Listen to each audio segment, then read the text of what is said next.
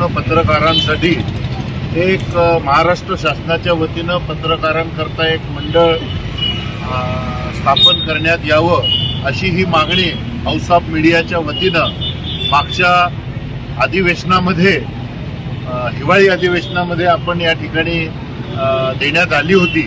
त्या अनुषंगाने विधान परिषदेमध्ये आपण ती मागणी त्या ठिकाणी तिचा प्रश्न लावला होता।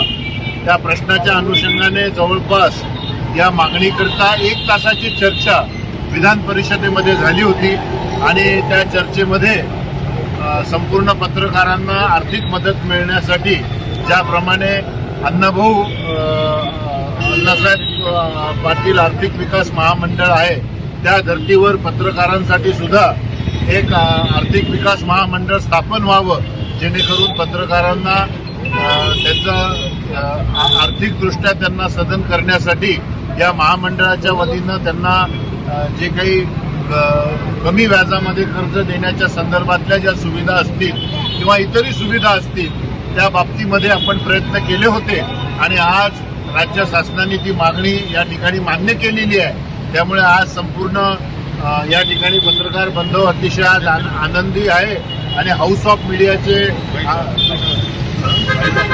व्हॉइस ऑफ मीडियाचे आपल्या महाराष्ट्राचे अध्यक्ष आमचे मित्र अनिलजी म्हस्के आणि त्यांचे संपूर्ण सहकारी यांनी सुद्धा अथक प्रयत्न यासाठी केले होते आणि आज ती मागणी मान्य झालेली आहे। त्यामुळे आज अतिशय पत्रकारांच्या दृष्टीनं हा अतिशय महत्त्वाचा विषय मान्य झाल्यामुळं अतिशय पत्रकारांमध्ये आज आनंदाचं वातावरण या ठिकाणी आहे।